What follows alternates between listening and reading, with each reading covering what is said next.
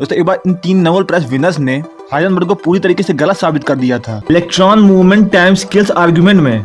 What? मैं आपको ठीक से समझाता हूँ कि आपने मार्वल यूनिवर्स की एंटमैन मूवी सीरीज को देखा है, कैसे एंटमैन एक क्वांटम वर्ल्ड में पार्टिकल लेवल के यूनिवर्स में पहुंचकर इस मूवी में विलन की नाक में दम करता है। अगर एक्चुअल में देखा जाए तो ये सोचना भी अभी तक इम्पॉसिबल था, क्योंकि हमें इलेक्ट्रॉन्स के मूवमेंट की कोई अंडरस्टैंडिंग ही नहीं थी कि अब हम इलेक्ट्रॉन्स के लेवल के टाइम स्केल्स को भी अब मेजर कर पा रहे हैं। इसे 10⁻⁻15 फेम्टो सेकेंड के बाद एटो सेकेंड 10⁻⁻18 नाम दिया गया है। इसकी वजह से एंटमैन वाली एनालॉजी जो कि पहले पूरी तरह से इम्पॉसिबल थी, उसे अब फिजिक्स के लेवल पर अब हम एटम्स को जान पा रहे हैं और फ्यूचर में कंट्रोल भी कर पाएंगे। हालांकि किसी इंसान को क्वांटम लेवल पर पहुंचाना, इसका कोई भी मेथड रिवील नहीं किया गया है। इस लेवल की अंडरस्टैंडिंग इस अल्ट्रा फास्ट लेजर पल्सेस की इस टाइम स्केल्स पर जाकर हम मैटर की अब इमेज कैप्चर कर सकते हैं, यानी इलेक्ट्रॉन्स की वीडियो बना सकते हैं। इस लेवल पर इन 3 महानुभावों ने अपनी अंडरस्टैंडिंग दुनिया को दे दी है, जिसको एक नेक्स्ट लेवल पर पहुंचा दिया है। तो ऐसा कैसे हो रहा है? इसके लिए सबसे पहले हमारी क्लासिकल मैकेनिक्स वाली दुनिया में, यानी जिस दुनिया में हम रहते हैं, जो कि एक ह्यूमंस की लिमिटेशंस हैं, उसमें इस हमिंग बर्ड को देखिए। क्या आपको पता है कि कोई भी नॉर्मल कैमरा इस चिड़िया के पंखों के एक साथ पिक्चर कैप्चर नहीं कर सकता है? इसके लिए कम से कम हमें ऐसे कैमरा की जरूरत है जो कम से कम 1 सेकेंड में वीडियो में 60 फ्रेम रेट्स यानी 60 फोटो प्रोवाइड करवा दे। ऐसे कैमरे की जरूरत पड़ने वाली है। जैसा कि मैंने एक वीडियो में देखा था, ये चिड़िया 1 सेकंड में 48 बार अपने पंखों को नॉर्मली फड़फड़ा रही थी। हालांकि रिकॉर्डेड है 60 बार, बस वीडियो में 48 बार दिखाया गया था, क्योंकि 1 सेकंड के 48 टुकड़े कर रही है और ये हमारी आंखों के लिए लगभग ब्लरी है। इसके लिए ऐसे कैमरे की जरूरत पड़े जो कि ऐसी वीडियो बनाए जिससे हम एक फ्रेम रेट्स निकाल सके। बाय द वे, ये 10⁻⁻2 सेकंड के अंदर में ही पंखों को फड़फड़ा रही है, यानी ये बहुत ज्यादा टाइम तो है ह्यूमन की कंपैरिजन में।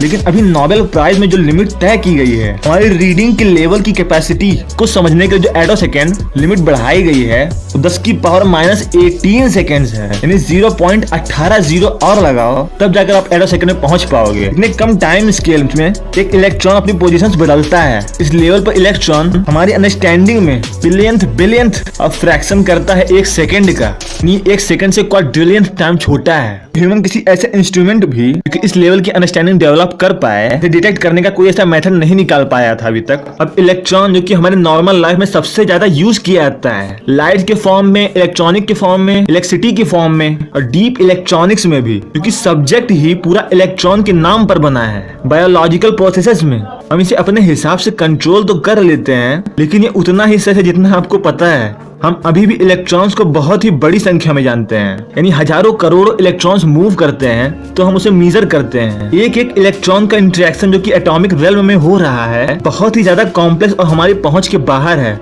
बाय द वे, इतने छोटे टाइम स्केल को समझने के लिए हमें एक बार फिर पुराने क्लासिकल मेथड यानी वेव्स ऑफ फ्रीक्वेंसी के मेथड के अकॉर्डिंग इस लेवल पर पहुंच सकते हैं। यहाँ पर हम लेजर लाइट की फ्रीक्वेंसी बढ़ाकर स्केल्स को छोटा करके ये समझ सकते हैं। नॉर्मली क्या होता है, एग्जाम्पल के लिए एक वायर में एक लेजर लाइट छोड़ी गई, अब वो ऐसी एक वेव बनाएगी, वो 1 सेकंड में 1 बार ही मूव कर पा रही है। अब अगर ये ऑसिलेटिंग पल्सेस 1 सेकंड में 2 बार बनेंगी, तो हम ये कह सकते हैं कि ये लाइट 1 सेकंड को 2 बार में तोड़ रही है, यानी ये 1 सेकंड के 2 टुकड़े कर रही है। अब अगर 4 बार तोड़ेगी तो ये 1 सेकंड के 4 टुकड़े कर रही है। अब इसी तरीके से हमें टाइम स्केल्स को सिर्फ आपको समझाने के लिए इन हार्मोनिक्स को बहुत ही ज्यादा करवा कर 1 सेकंड के उतने ही टुकड़े कर सकते हैं। उन्हें रीड करके उनके लेवल की रीडिंग कर सकते हैं, उसे जान सकते हैं। ये सिर्फ ऑर्डिनरी एग्जांपल था कि यहाँ पे जो कारनामा कर दिखाया गया है वो बड़े नंबर में हो रही है। यहाँ पे 1 सेकंड के बिलियन टुकड़े होने वाले हैं, 0.18, जो कि माइंड बॉगलिंग है और अभी तक इम्पॉसिबल भी था। 1921 में अल्बर्ट आइंस्टाइन को फोटोन के फोटो इलेक्ट्रिक इफेक्ट के लिए नोबेल प्राइज मिला था, जब उन्होंने ये डिस्कवरी दुनिया के सामने रखी थी कि लाइट कोई वेव नहीं बल्कि फोटोन, जो कि पैकेट ऑफ एनर्जी है। जब ये मैटर से इंटरेक्ट करती है तो मैटर एनर्जी रिलीज करता है। इसकी वाइब्रेशन इतने कम समय में होती है कि 10⁻⁻15 का ग्राफ बनाती है। यानी इस प्रोसेस में पहली बार ऐसे एक फोटोन को सरफेस से टकरा कर रिफ्लेक्ट होने में जो टाइम स्केल्स निकला है वो फेम्टो सेकंड में जा रहा है। पहली बार फेम्टो सेकंड डिस्कवर हुआ, क्योंकि आज से 100 से भी ज्यादा साल पहले इस टॉपिक पर नोबेल प्राइज आइंस्टाइन को मिला था।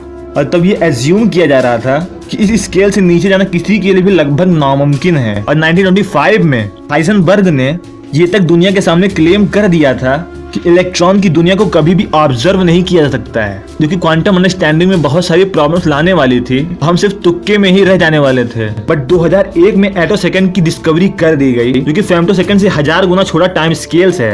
इतनी ही तेज इलेक्ट्रॉन एटम के अंदर लाइट के साथ इंटरेक्ट करते वक्त अपने आप को मूव और रीअरेंज करता है, और ये क्वांटम बिहेव भी करता है, यानी वेव्स पार्टिकल ड्युअलिटी, जो कि एक ही समय में अलग अलग बिहेव दिखाती है।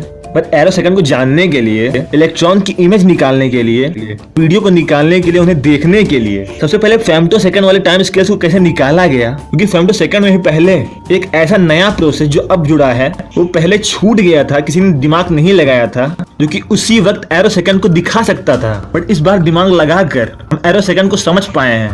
हम उसी एक्सपेरिमेंट को सुधार कर एटोसेकंड को समझ पाए हैं। और क्योंकि फेम्टोसेकंड का एक बार डिस्कवरी करने के बाद हजारों बार एक्सपेरिमेंट किया जा चुका है, तो ये किया जाता है कि एक गैस चैम्बर में लेजर लाइट यानी नियॉन और आर्गन को छोड़ा जाता है, क्योंकि अंदर जाकर मैटर के एटम से इंटरेक्ट करता है, और लाइट फ्रीक्वेंसी के मैक्सिमा से इलेक्ट्रॉन को एटम से बाहर निकालकर उसे पुश करके उसमें काइनेटिक एनर्जी भर देता है। क्योंकि जब लाइट वेव्स का मिनिमा आता है तो इलेक्ट्रॉन वापस उस काइनेटिक एनर्जी का यूज करके वापस एटम के अंदर चक्कर काटने चला जाता है और पीछे एक एनर्जी पल्स छोड़ता है।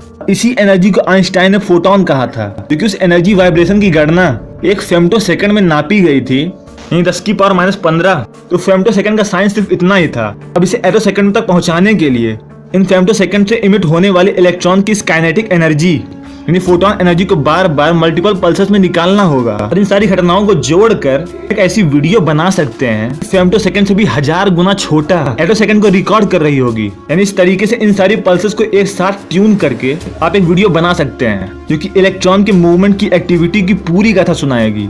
इन हाई हार्मोनिक पल्सेस को, फेम्टोसेकंड वाली फ्रीक्वेंसी को उससे 1000 गुना ज्यादा फ्रीक्वेंसी वाली एटोसेकंड टाइम स्केल्स में हम इन बहुत सारी पल्सेस को ट्यून करके एक एटोसेकंड टाइम स्केल्स निकाल सकते हैं। इस ग्राफ से आपको समझ में नहीं आ रहा होगा, इसको डिटेल में समझाने के लिए आप ये समझिए कि पहले हम मेजरमेंट टेक्निक्स में इन इलेक्ट्रॉन की एक्टिविटी मेजर करने के लिए कोई भी इंस्ट्रूमेंट यूज नहीं करते थे, लेकिन इस बार हम 2 लेजर का यूज करते हैं, जो कि एक्सपेरिमेंट कंडक्ट करता है। पहला वाला आइंस्टाइन वाले फेम्टोसेकंड की तरह इलेक्ट्रॉन से एनर्जी रिलीज करवाता है, और सेकंड पल्स जिसे pump probe laser measurement technique कहा जाता है, कुछ ज्यादा नहीं बस उसी घटना को मेजर कर लेता है, यानी उस एटम की एक्साइटेशंस को मेजर कर लेता है। आप समझ लीजिए एक स्नैपशॉट लेता है, क्योंकि यहाँ पर एनिमेशन में आपको दिखाने पर थोड़ा कंफ्यूजन होगा कि क्या सच में कोई इमेज स्नैपशॉट या फिर कोई मेजरमेंट लिया गया था। तो यस, वो रियलिटी में एक ऐसा सॉफ्ट एक्सरे प्रोब था, तरह से उस घटना की एक तस्वीर ले लेता था। By the way, back to animation. समय गुजरने के बाद बार बार ऐसी मेजरमेंट करने के बाद जब उन मेजर्ड इमेज की एक कंटिन्यूअस फ्लो में चलाया गया, तो को पता कि बहुत सारे इमेजेस एक वीडियो बनाती हैं, और उन सारी मेजरमेंट की ट्यूनिंग से ये वीडियो बन गई। यानी यहाँ पर ईच फ्रेम इलेक्ट्रॉन डायनामिक्स के मूवमेंट को शो कर रहा है, क्योंकि क्वांटम मैकेनिक्स में एक महान खोज है। और इतना ही नहीं, ये तो 2001 की बात है। पिछले साल 2022 में साइंटिस्टों ने 100 एटोसेकंड वाले टाइम स्केल में पहुंचकर उस टाइम स्केल्स को रिकॉर्ड किया था। एक एटोसेकंड 10⁻18 सेकंड होता है, कि 2022 में 10⁻20 सेकंड, यानी 2 जीरो हम और भी खिसका चुके हैं, जो कि हमारी क्वांटम लेवल की अंडरस्टैंडिंग को और भी ज्यादा इम्प्रूव करने वाली है। इसे हम कैसे केमिकल बॉन्डिंग में 2 एटम्स एक साथ जोड़कर मॉलिक्यूल्स बनाते हैं, जो कि एक ऐसा फोर्स है जो मॉलिक्यूल्स के अंदर एटम्स को जोड़ता है। इसी से एमिनो एसिड्स बने हैं, इसी से ह्यूमंस बने हैं। दुनिया की सारी तमाम चीजें इन्हीं मॉलिक्यूल्स से बनी हुई हैं। तो वो कैसा फोर्स है उसकी वीडियो बना सकते हैं। एटोसेकंड ये भी बताएगा कैसे मॉलिक्यूल्स एक दूसरे के साथ रिएक्ट करते हैं, अपने आयोनाइजेशन पीरियड में कैसे अपने प्रॉपर्टी को और स्ट्रक्चर को बदलता है। इसे हम शायद क्वांटम लेवल को मैनिपुलेट करके न्यू फॉर्म ऑफ मैटर भी जनरेट कर पाए विद नॉवेल कैरेक्टरिस्टिक्स। ये हमारे मेजरमेंट प्रॉब्लम में, जहाँ पर क्वांटम सिस्टम किसी निश्चित स्थिति में कोलैप्स हो जाता है, यानी वहाँ कोई अलग फिजिकल फिनोमिना होता है इलेक्ट्रॉन के साथ, अभी जैसा कि ह्यूमंस अभी समझते हैं कि वो कॉन्शियसनेस की वजह से हो रहा है। इसका दूध का दूध और पानी का पानी हो सकता है।